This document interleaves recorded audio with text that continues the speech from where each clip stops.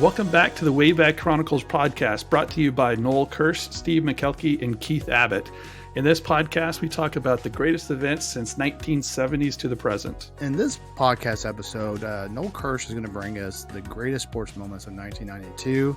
I already know one of the things he's going to talk about, so I'm super geeked up before we even get a word out of his mouth. But Noel, it's all yours. All right. Well, thank you very much, Steve. And yeah, so the 1992 sports was...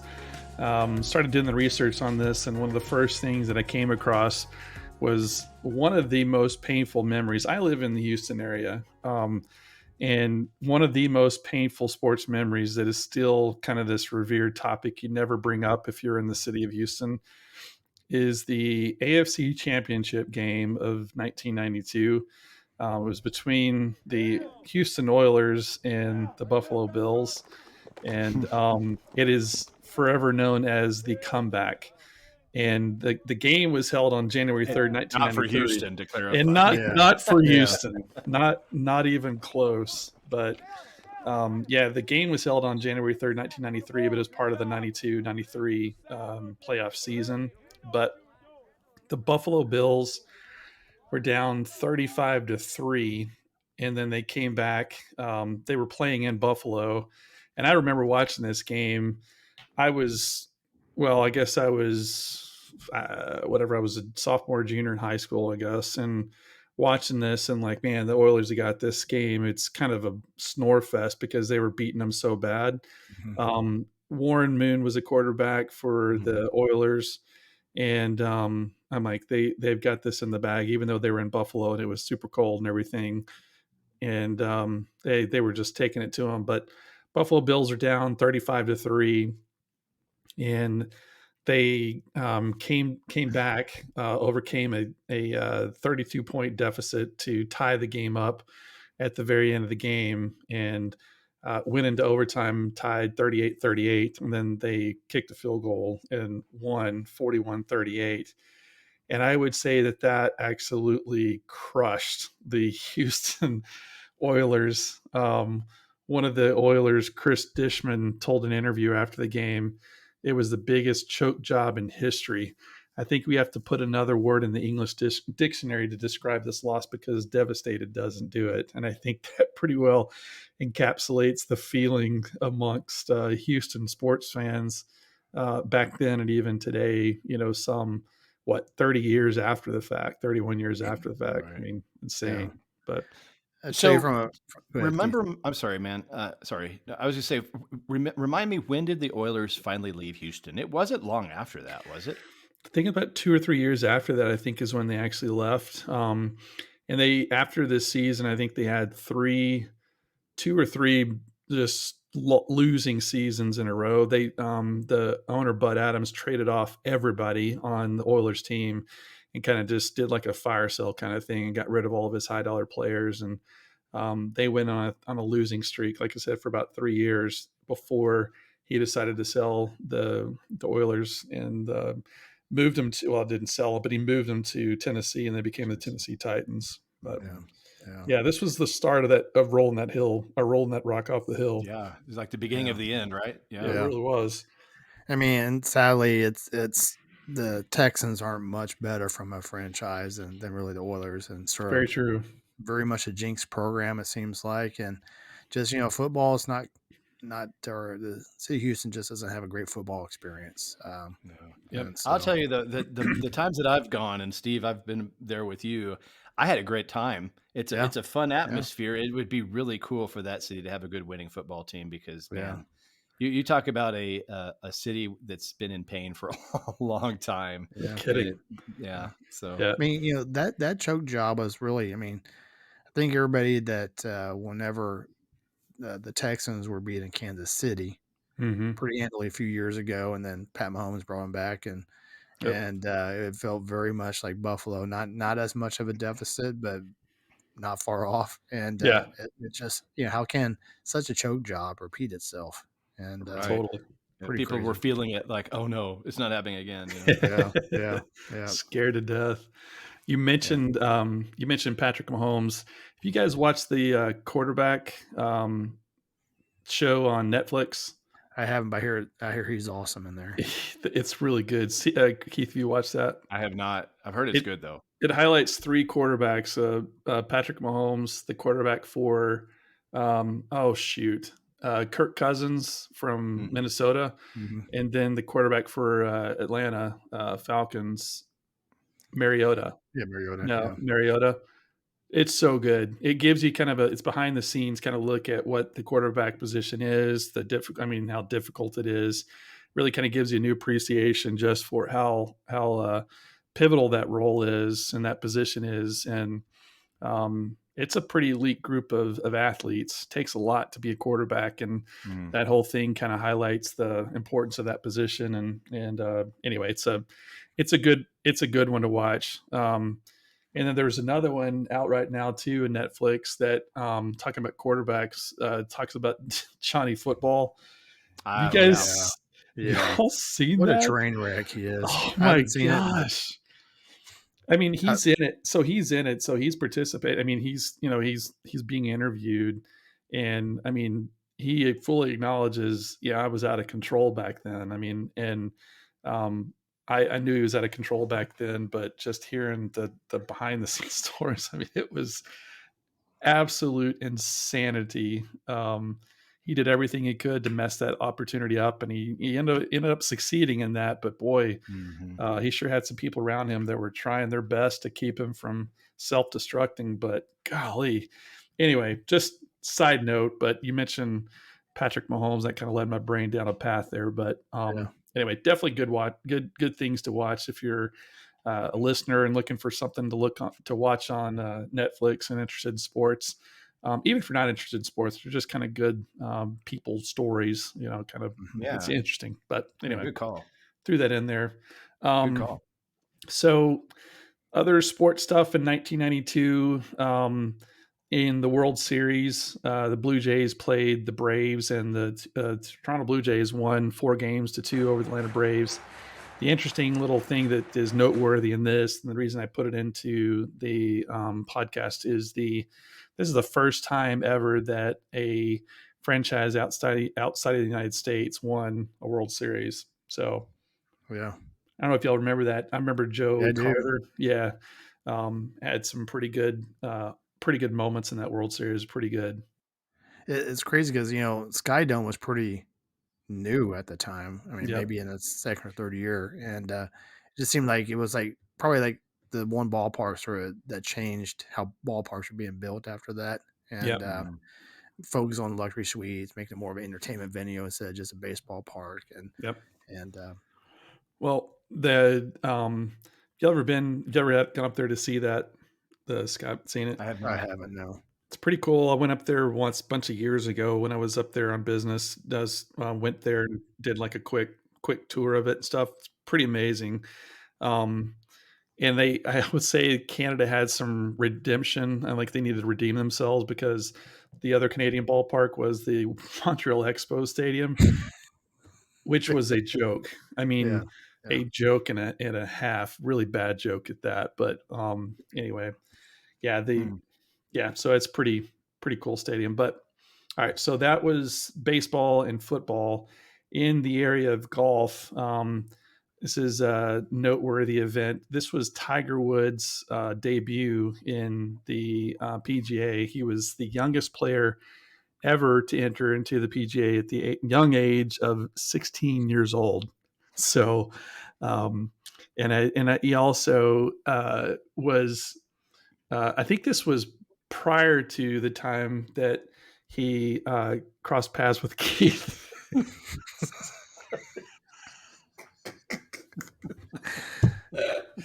and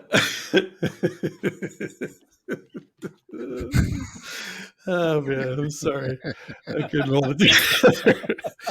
But he wasn't. This was the less inspired Tiger Woods of 1992 version. He was inspired until he met Keith, and then that moment changed his life in that San Antonio hotel. Everybody Uh, has that pivotal moment. and that was his, and that was Yeah. yeah, his. So he was nothing until that fateful day in San yeah. Antonio, Texas, where Right. he met Keith. Like really have this negative outlook on life until geez, Yeah. turn everything positive for them. Sad about it is I was looking more forward to the County Line restaurant to eat than I did meet him because I didn't know who I met. It's good barbecue though. Let's be honest. And the big rib thing that they gave you to hold over your head while they sing happy birthday to you. Absolutely. I mean, there's nothing better. I would be looking forward to that more than I would be meeting Tiger Woods. I mean, any day. Yeah. I really wonder, like, where would Night Ranger be today if Keith had more one-on-one time with them? Again, if it was past 3 a.m. at the O'Hare Airport, they may have had more hits. Yep. Yeah, just saying. Could have been like the next Beatles if they had. Missed. I mean, Beatles, Night Ranger. Night Ranger. Yeah, it's right there. And oh well. Y'all are so much.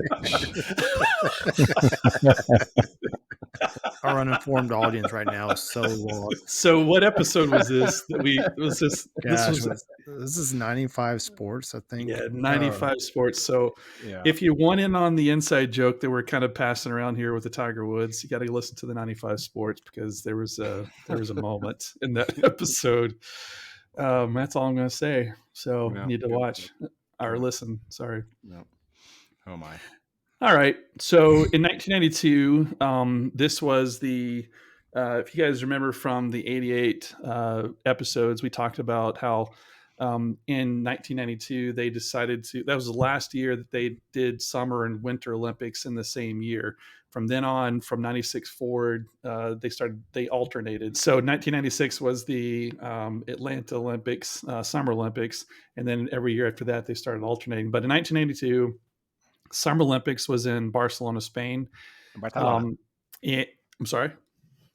Barcelona, Spain. And I don't know if you guys remember this or not. I certainly do. And when I was researching this, I remember I watched this video and it brought back some good memories. But the lighting of the torch. That was the bow and arrow dude, wasn't it? Yes. Oh, man. Oh, my gosh. What an amazing I don't think way that's to been topped yet. Oh, I agree. I don't think so either. I mean, I thought Muhammad Ali lighting the torch in Atlanta was pretty darn cool. Yeah. But the method that was so cool. But I watched an interview where they interviewed the guy, the archer, and he didn't actually light it. He just shot over it. All he had to do was just shoot over it, and then as it passed over, they basically turned the torch. Turned the torch on. But boy, what a neat visual that was. It was awesome visual. Really something. If you've never seen that, listeners, and you want to, or if you've never seen that, I'd highly recommend Googling or going to YouTube and just looking for the lighting of the torch for the 1992 Summer Olympics in Barcelona. It's a pretty special. We'll post it. Good idea. It's really cool. But there was I'm glad they didn't choose me to be the archer for that, because I probably would have been the dude that like stuck the arrow in the side of the torch, and so every commercial break they show a torch and this arrow hanging out the side of it. They'd have the little lifter thing on. Beep, beep, yeah, beep. Go right up the side to get off. Is there clink? My bad. Right at that moment, like a bald eagle's like flying right over it.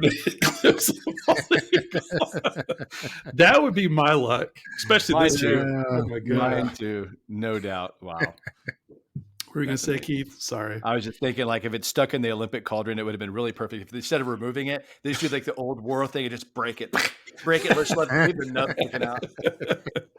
A little flame sneaking out the side. Yeah. Very cool.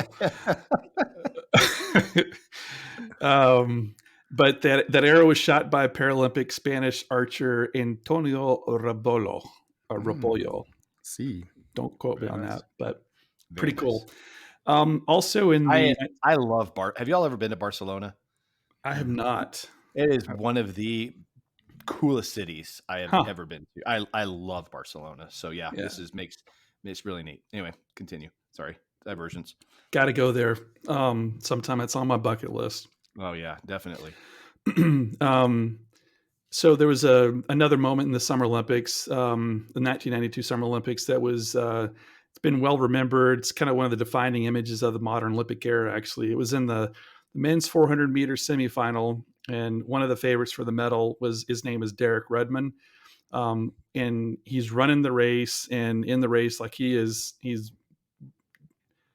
I don't know if he's in the lead or if he's close to being in the lead. It's hard to tell in the 400 meter dash because they all start different spots or whatever. But anyway, halfway through the race, he pulls his hamstring, and I mean, he goes down, and of course, the other runners just keep going, and he struggles back to his feet, and he finishes the race, but which is pretty amazing in itself. But his dad like runs out onto the track and like gets underneath his son's shoulder and like, basically carries him to the finish.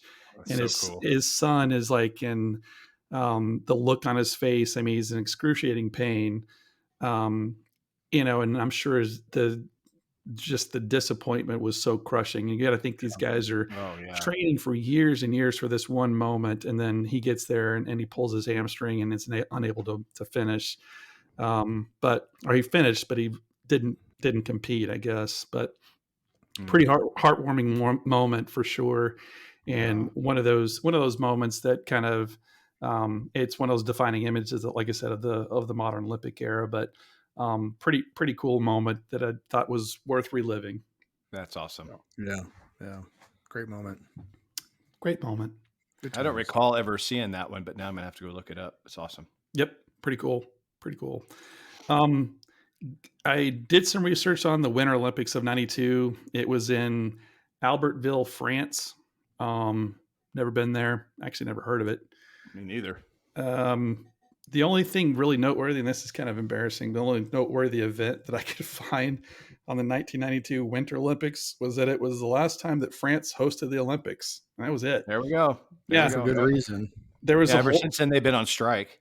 Yeah, right. Yeah, they're all at Disney World or Disneyland, and striking. No, you mean we. Sorry. If you don't know what that's about, you got to listen to 1992 pop culture, which is next week, by the way. Which is next. I just gave you a preview. Hey. Whoops.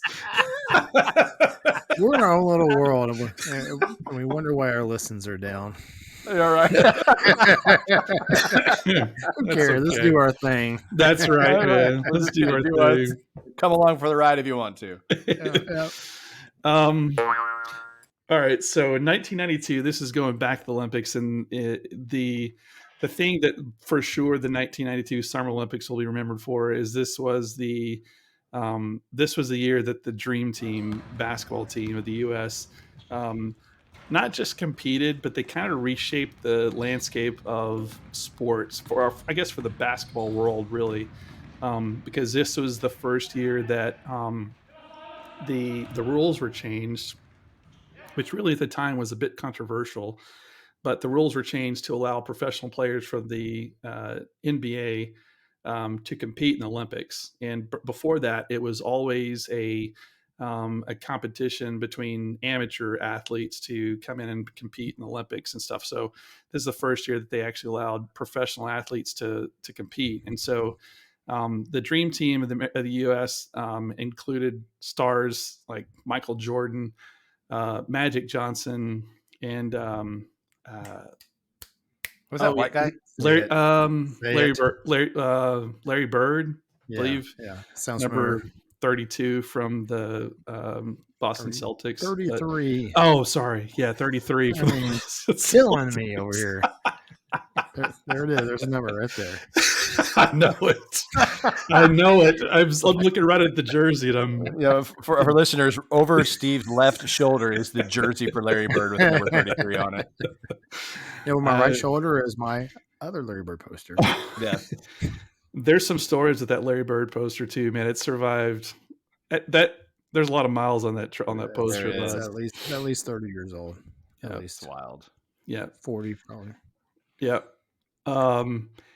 So before the 1992 Olympics, the USA basketball suffered its worst finish in Olympic game in 1988 when it was defeated by the USSR in the semifinals. So they settled for the bronze medal.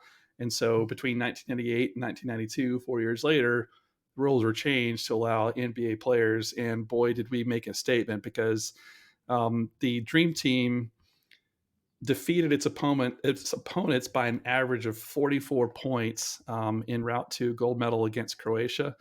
Their first game that they played was against poor old Angola, and they blew them out by a total of 68 points, and just brutal. But one of the so Coach Daly, Chuck Daly, was the coach for the Dream Team, and he recruited. This is kind of one of those little facts that I found while I was doing the research on the Dream Team. But he recruited a number of really good college players back in the day to be their scrimmage team that the Dream Team would scrimmage against. And he told the scrimmage team, I want you to come full bore on the first practice against the Dream Team. I just want you to give it all you got. And the Dream Team was pretty cocky. Didn't really take these guys seriously. They knew, I mean, pretty cocky, but they got beat in the first scrimmage. Oh, I didn't know that. They got beat. And so their response to that, so they got beat the first scrimmage, kind of caught them off guard. Well, they came back for the second scrimmage, and not only did the scrimmage team lose, but they didn't score a single point against the Dream Team. Wow. So their egos got bruised a little bit, and the Dream Team came out, flexed its muscle, and put them down in their place. But I thought that was probably the smartest thing that coach could have done, though. Absolutely. Wake-up call. Yeah. So Chuck Daly, like, Noel's exactly right. Like, it was like, hey, we want you to just give them your best. And so before, there was a private scrimmage, so media wasn't invited. No one was allowed to attend the game, but the team personnel. And so after the game was over, they cleared the scoreboard, and then media came in to do interviews, and the tension in the air and just the body language from the NBA players on the Dream Team were just like palpable. Was like something didn't go well today. And so it was on after that. And so well played by Chuck Daly. He was a longtime coach of the hated Detroit Pistons, and but a brilliant coach. It's got to be tough. I mean, it takes a special personality to be able to manage a team with doubt that talent. Karl Malone, David Robinson. I mean, just all the greats on that team were just absolutely unreal. But so real quick, a great moment from that first game against Angola. Charles Barkley, who's never cared about how he's perceived or words that come out of his mouth or anything. So he felt like he was getting rough-housed a little bit by some of the Angola players. So he started throwing these big elbows and just clobbering those guys. Every time he get a rebound, he'd elbow them. There was another guy flat on his back. he whooped their rear end. And of course, Charles Barkley started to become known as the ugly American because of it, and so he tried to tone it down, but he had to be his old self and true to himself. So the roster for the Dream Team: Michael Jordan, Magic Johnson, Larry Bird, David Robinson, Patrick Ewing, Karl Malone, Scottie Pippen, Chris Mullin, Clyde Drexler, and John Stockton, and Christian Laettner. That's right. So interesting factoid on that. So they kind of as an acknowledgement to the previous amateur system, the selection committee that put together the Dream Team decided to include one college player.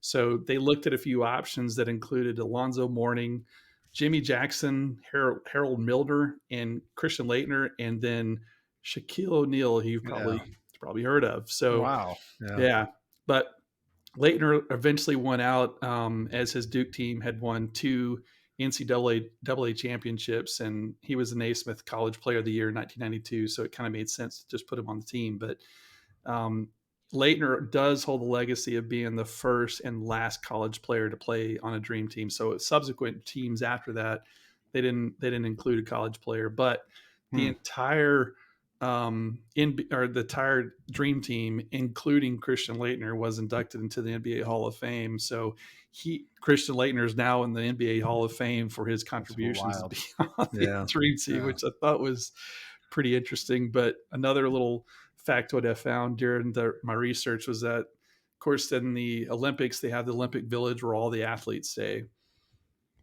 Because of these guys' notoriety and they were so famous, they actually stayed at a different hotel, and so the NBA committee rented out like 85 of the 90 rooms so that there was like, because there was security risk, because they had death threats against the team. They were being mobbed everywhere they went, and so they stayed in a different hotel. And Charles Barkley, kind of being Charles Barkley, um, went out on Barcelona by himself, like just to forget all the security. I'm going to go out and do my own thing. So he went out on the Barcelona streets and just did his own thing, and kind of shook the security and stuff like that he had, that they had paid a lot of money to provide for the Dream Team. But anyway, I thought that was kind of funny. But they were definitely rock stars, big time. But I think that one of the things that I remember most about it is, even after these teams would get destroyed, like at the end of the games, you'd see them wanting to come up and take pictures with them. And I just thought that is a whole new level. Like I am just so excited. I want to get a picture with this guy that just drilled me 50 points. Unbelievable. There's one of the players, I think, on the I think it may have been the Angola team. I didn't get the exact team that this guy played on, but while he knew they weren't going to win, but one player, while trying to guard Magic Johnson, was seen waving to a teammate of his on the bench that was taking a picture of him guarding Magic Johnson. So I mean, they wanted to just go home and say, "Hey, I played with Magic Johnson. Here's a picture." That's pretty cool. But Chuck Daly described the 1992 team is like Elvis and the Beatles put together, all on one court. But pretty amazing. So you talked about Charles Barkley going out to Barcelona, the streets and clubs and all that stuff, and getting mobbed and everything. Well, funny story is, on the flip side of that, John Stockton also did the same thing, and no one had any idea who he was. So he, his wife, and his two kids, they could walk around like he would walk up to people, and he's wearing the Dream Team T-shirt, and say, "Hey, do you know who I am?" And they're like, "No." And they're like, "Does this guy right here look familiar on my shirt?" No. That is awesome. That's awesome. Yeah. Oh man. Well, they were a couple other factoids about them. They were the first team to score 100 points in every Olympic basketball game. First team to ever do that. So I'm gonna add my favorite moments. So please. First of all, I can't be a Larry Bird fan without saying, well, Larry Bird scored the first points for the Dream Team. Got to say that. But the other thing is, my biggest Dream Team geek out moment is whenever Magic Johnson's on a fast break. Larry Bird's trailing him. Magic Johnson's middle of the free throw, or in the middle of the key, stops, pivots out, pops it out to Larry, who nails a 3-pointer, nothing but net. I was like, yes! It's the only time I ever cheered for Magic Johnson. It was joy to watch the best at their craft doing their craft. The best in the game out there, just doing what they do best. And what a treat it was for the world to see. In a lot of ways, they really reshaped the future of basketball as a sport that was, prior to the 1992 Olympics, wasn't really that well known worldwide. But being in the Olympics kind of drew in people's attention and interest in the sport. And if you look at the years after that, particularly around China and Japan, doors that were previously closed to, because the NBA was trying to get into China and Japan before the 1992 Olympics, and they weren't making much traction. But after the 1992 Olympics, doors were open. They were given primetime spots to come in there. Several teams in the NBA had games over in Tokyo and in Beijing. And, fast forward a few years, Yao Ming from China was drafted number 1 in the draft. And so sort of like the international doors sort of open in a lot of different markets that were never there before, and gave the game and a lot of players, international players that hadn't found the sport, hadn't discovered the sport until the Dream Team came on the scene. So, yeah, in a lot of ways they were trailblazers in that regard. But quite a quite an interesting tidbit from 1992. Thought it was definitely something worth spending a little bit of time talking about, because the Dream Team was definitely one of those things that you associate 1992 and sports, certainly with the Dream Team, but pretty interesting. I always think about, like, it's a different generation of players, like, the LeBron James and the Steph Currys and Jason Statham's and James Harden's, all those guys. Like, if will we be as excited about the Dream Team now if, like, current players are put together for the first time as pro athletes and had only been college prior to now? Like, will we be as excited about this Dream Team first version as we were? Because all the players that were on the 92 team, we watched them growing up. And I just wonder, like, in my opinion, that's like the best team ever. And no matter what the sport is. And I don't know that I would put LeBron against any of those guys and stuff like that, but we could open up a massive sports debate by going down that road. But I'll always see it my way.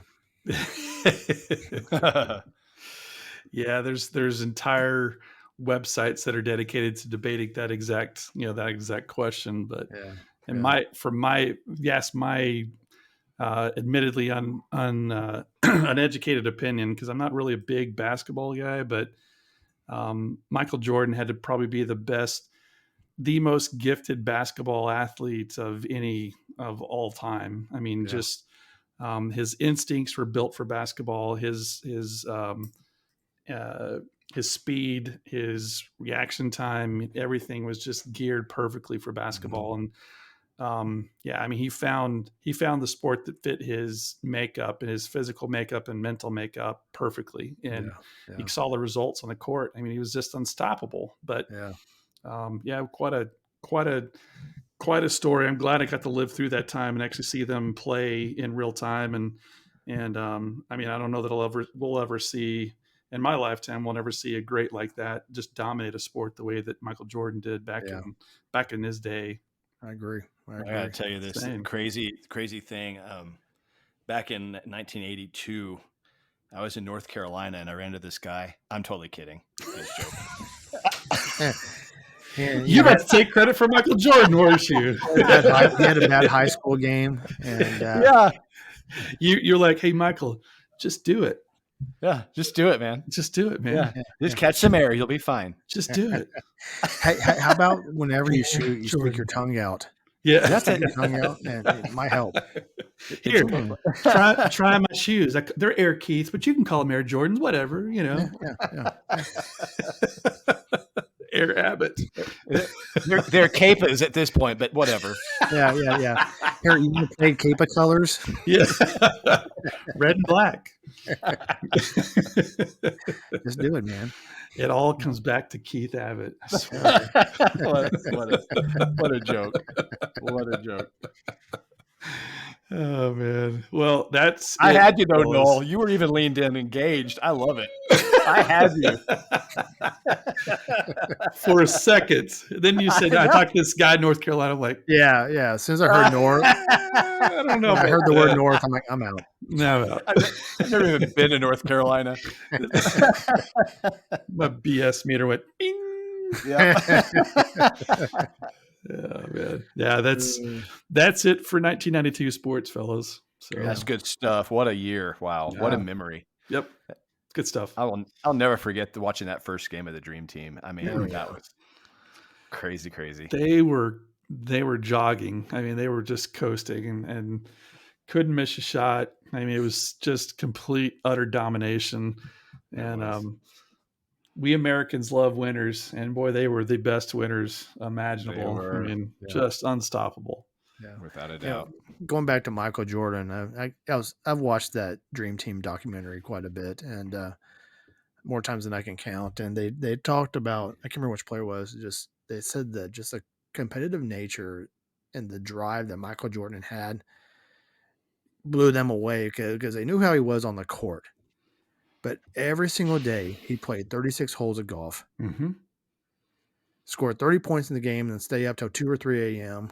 Playing Sometimes cards. later playing cards, and did it every single day. Like like he would take a nap on the way to the stadium, take a nap on the way back to the hotel, take a nap after a round of golf, but kept going. And wow. I mean, if I did that, I mean, I'd be down for 2 days. No kidding, But, man. No kidding. I'd be down just from the golf itself. I mean, Yeah. 18 holes is enough, but to play 36 and then go out and play 60 minutes of basketball or whatever it is, I mean, come on. Jeez. It's wild. What a beast. Yeah, he's his built off different. Yeah, he is definitely built different, man, for sure. Yeah. But interesting guy. Interesting year. So. Great review, Noel. Thank you. Yeah, nice job. Thank you. And so coming up next, we've got Pop Culture with Steve. Yeah, absolutely. Which you've already gotten a preview of here in the sports. So the interesting thing is we haven't recorded this yet. The Wayback is going to take us back to this episode so we can go forward later. So thank you for the Wayback time machine for making this possible. Yes. Our audience is like, what? All right. Well, I guess this will wrap it up. And thank you again, Noel. And it's been a good ride in 1992. We've got a couple more episodes before we figure out where the time machine takes us next. This will actually probably 1992 is going to wrap up season 2 of the Wayback Chronicles. So that's kind of fun. And so new things in store for season 3 that we've got planned. We're excited about. Can't wait to share those with you in the future. And we're just going to go from there. So we will catch you all in the 1992 Pop Culture episode with Steve. Thanks a lot, everybody. Take care, everybody. See you guys and girls.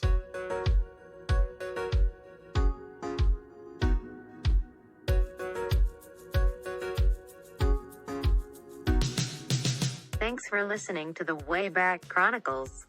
All shows are written and produced by Noel, Keith, and Steve. Massive thanks to those who made these memories possible for us through the years. All songs, sounds, and effects have been attributed in the comments section and through links listed on waybackchronicles.podbean.com. We look forward to taking you way back again in the very near future.